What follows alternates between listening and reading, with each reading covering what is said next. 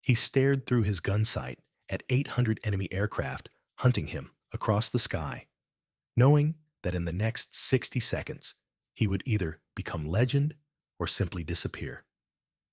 The man they called the Blond Knight was about to prove that everything the Luftwaffe thought they knew about air combat was wrong.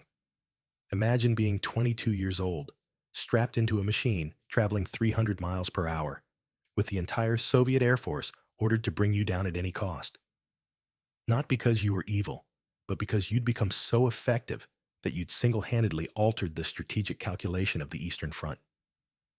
Terror mixed with exhilaration, that crushing understanding that you've pushed skills so far beyond normal limits that you've become a target for an entire Air Force.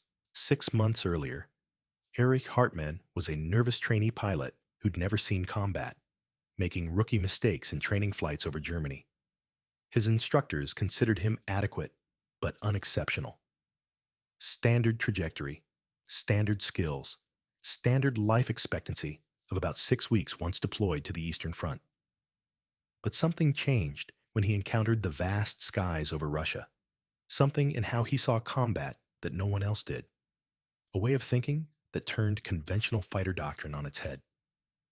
This is the story of how a young German pilot went from barely passing flight school to achieving the highest number of aerial victories in aviation history, 352 confirmed, without ever being struck by enemy fire. Not once. Not a single bullet hole in over 800 missions. What you're about to discover isn't just a war story. It's a masterclass in how questioning established rules, obsessive pattern recognition, and counterintuitive thinking can create results that experts declare impossible. But first, we need to understand why everyone, including his own commanders, thought his approach would get him ended on his first mission. The world as it was. When Erich Hartmann reported to Fighter Squadron 52 on the Eastern Front in October 1942, he arrived with barely enough flight training to keep his Messerschmitt Bf-109 in the air. The brutal mathematics of the air war were simple and unforgiving. New pilots typically lasted between 6 and 8 missions before being shot down. The more experienced pilots in the squadron watched him with the practiced indifference of men who'd learned not to learn new names too quickly.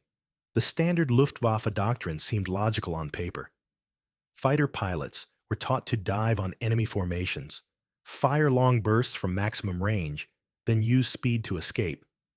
The theory emphasized keeping distance, maintaining energy, and never, ever getting close enough for the enemy to turn and engage you.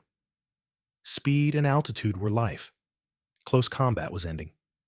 Every manual, every instructor, every veteran pilot hammered this truth home relentlessly. Hartmann listened politely during briefings, nodding at the appropriate moments.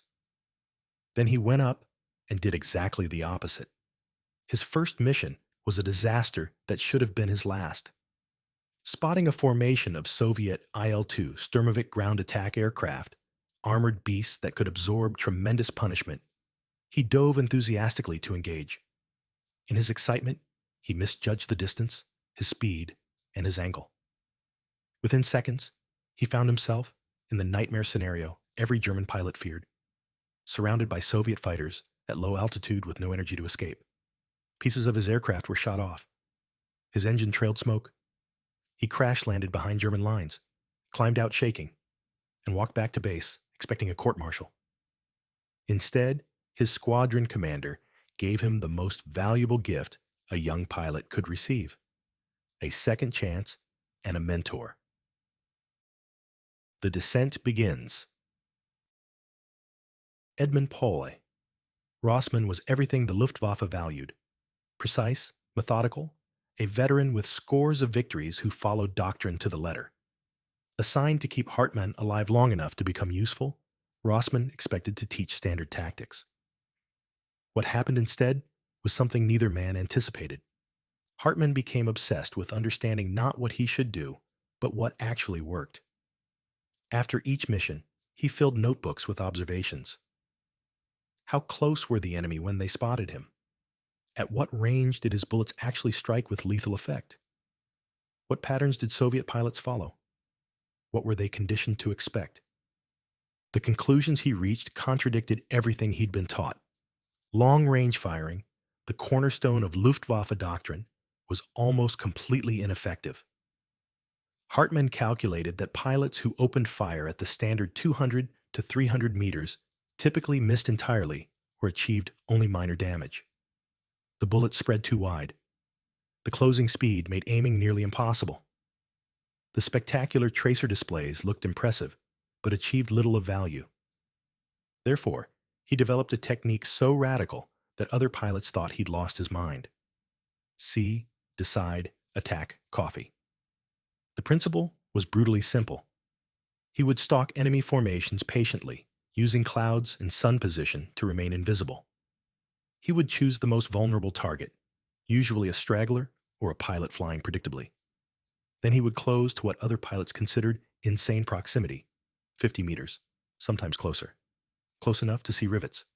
Close enough to count panels. So close that when he fired a single 2-second burst, every bullet struck. But his technique had a critical caveat that separated it from simple recklessness. If anything felt wrong, if the geometry wasn't perfect, if another aircraft might spot him, if the sun angle shifted, he wouldn't fire. He would break off, climb back to altitude, and restart the process. Coffee meant going home if the situation wasn't ideal. Other pilots thought he was cautious to the point of cowardice. On some missions, he would refuse to engage at all, returning to base with full ammunition. Squadron mates mocked him. Commanders questioned his commitment. The consensus was clear. Hartmann's approach would never produce results. The results proved otherwise. The pressure builds. Within 6 months, Hartmann's victory count began rising with mathematical precision. 5, 10, 20, 30. Each number representing an engagement where he'd positioned perfectly, closed to point-blank range, fired once with devastating accuracy, and departed before anyone realized he'd been there. Soviet pilots began reporting something impossible. Attacks by a fighter that seemed to materialize instantly at close range, deliver a burst that shredded aircraft with surgical precision, then vanish. No warning. No sustained combat. Just sudden, overwhelming violence followed by absence. The Soviet Air Force couldn't understand what was happening. Their standard defense against German fighters involved tight formations and mutual support. But Hartmann never attacked formations in ways that allowed mutual support to function. He would wait, sometimes for 30 minutes, circling at altitude until someone made a tiny mistake. A slight separation, a predictable turn, a moment of inattention. Then he would drop like a stone, fire once, and be gone before anyone could react. Therefore, they adapted. Soviet commanders issued specific orders. Watch for lone German fighters observing from a distance. Never break formation. Assign dedicated spotters to watch for attacks from the sun. The orders were tactically sound and completely ineffective. Hartmann simply adjusted his pattern. If they watched for lone fighters, he would hide in the contrails of friendly aircraft until the last second. If they stayed in tight formation, he would wait until they reached their target area where they had to break formation to attack ground targets. If they positioned spotters watching the sun, he would attack from below, using the ground as camouflage until he was already in firing position.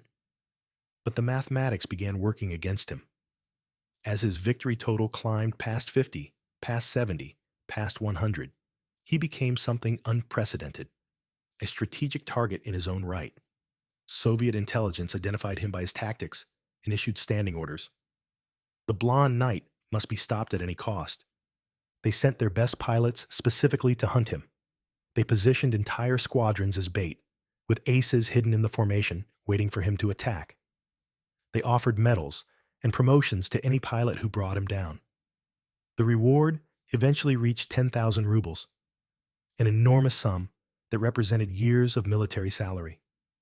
800 Soviet aircraft were at various times assigned with primary orders to locate and eliminate Erich Hartmann. 800 aircraft hunting one man across thousands of square miles of sky. Yet somehow, impossibly, no one ever hit him. The darkest point. The close calls accumulated like compound interest.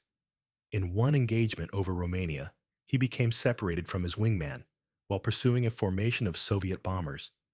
Diving through clouds, he found himself suddenly surrounded by 12 enemy fighters.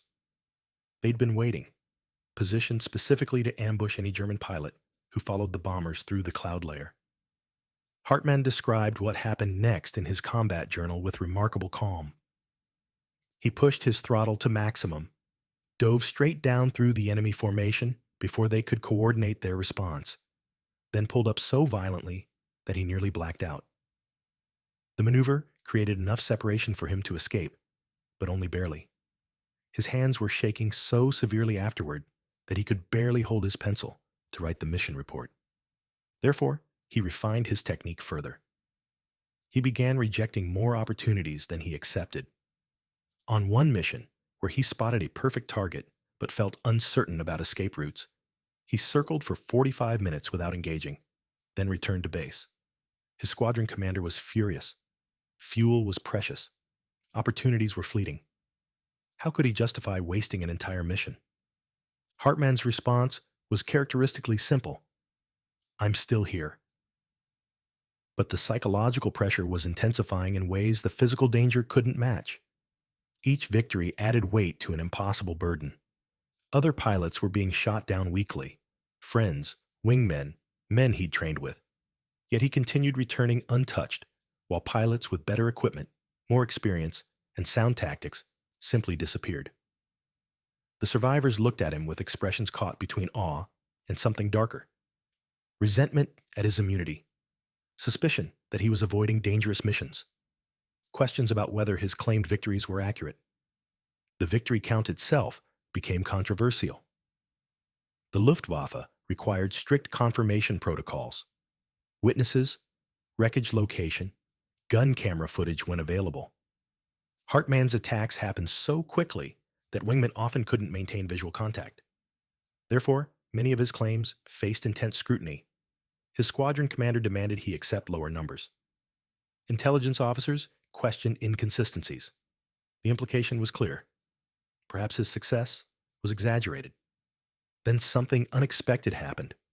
Soviet archives captured after the war showed their records matched his claims almost exactly. They'd been tracking the Blond Knight's victories independently through loss reports, and their numbers aligned with his within a margin of error.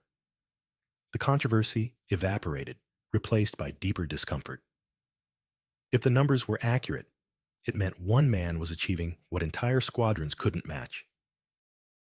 The impossible becomes routine. By mid-1944, Hartmann had developed his technique to such precision that he could predict with eerie accuracy whether an attack would succeed before committing. He would stalk enemy formations for extended periods, building a mental model of each pilot's skill level based on how they flew. Smooth control inputs indicated experience. Jerky movements suggested nervousness or fatigue. Formation position revealed hierarchy. Radio discipline showed training quality. He would catalog these observations, then select not just the most vulnerable target, but the specific moment when that target would be most vulnerable. A Soviet ace maintaining perfect formation discipline for 20 minutes would eventually make a tiny adjustment, a split-second drop in altitude to check something on the instrument panel. Hartmann would time his attack for that exact instant. Therefore, his victim count included a disproportionate number of experienced Soviet pilots. This had strategic implications beyond simple numbers. Each veteran pilot eliminated meant several less experienced pilots lost a mentor. Each squadron commander struck down meant disrupted tactical coordination. The Soviet Air Force began suffering from institutional knowledge drain directly traceable to one German pilot's systematic targeting of their most valuable personnel. Soviet commanders tried increasingly desperate counters. They flew dummy formations, empty aircraft with no pilots, hoping to bait him into revealing his position. Hartmann circled them for 40 minutes, recognized something was wrong about their flight characteristics, and departed without engaging. They positioned heavy anti-aircraft batteries along known German patrol routes, hoping to force him into predictable evasion maneuvers. He simply altered his routes, accepting longer flight times to avoid predictability. But perhaps his most extraordinary adaptation came from understanding his opponent's psychology. Soviet pilots were drilled on standard German tactics, high-speed diving attacks from altitude followed by rapid escape. Therefore, Hartmann began approaching from below and behind, climbing slowly into firing position while his targets watched the sky above them. Their training had conditioned them to ignore threats from below as those couldn't reach them quickly enough.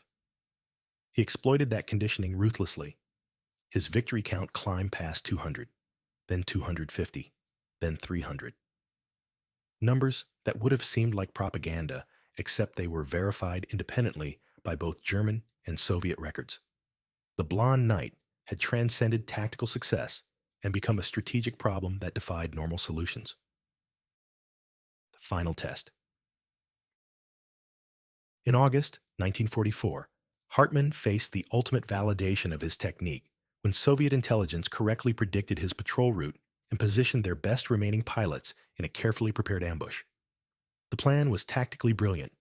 They would fly at multiple altitudes, with the apparent target at medium altitude, but with concealed fighters both above and below. When Hartmann dove on the bait aircraft, he would find himself trapped between layers of enemy fighters. The engagement began exactly as Soviet planners intended. Hartmann spotted what appeared to be a vulnerable formation of Yak-9 fighters. He circled at altitude, observing, building his mental model. Everything appeared routine. He positioned for his standard approach. Sun behind him, altitude advantage, closing vector that would put him perfectly behind the trailing aircraft. Then he broke off the attack. Something had felt wrong. Perhaps the formation was too perfect. Perhaps the trailing aircraft wasn't quite vulnerable enough. Perhaps the sun angle created a reflection off canopy glass that shouldn't have been there. Whatever triggered his intuition, he trusted it absolutely and departed without firing. Soviet pilots waiting in ambush above and below watched him leave, their carefully prepared trap avoided by a target who had somehow sensed danger without any explicit evidence. Their post-mission reports described the experience as unnerving, feeling that their opponent could read thoughts, could see patterns invisible to normal perception. Hartmann's explanation in his journal was characteristically practical. The geometry was wrong. I couldn't identify why immediately, but years of observation have taught me what correct patterns look like. This wasn't correct. Therefore, he'd added one final layer to his technique, trusting accumulated pattern recognition even when he couldn't consciously articulate what was wrong. This meant accepting that some opportunities weren't opportunities. They were traps disguised as opportunities. And the only way to identify them was through intuition, built from thousands of hours of observation.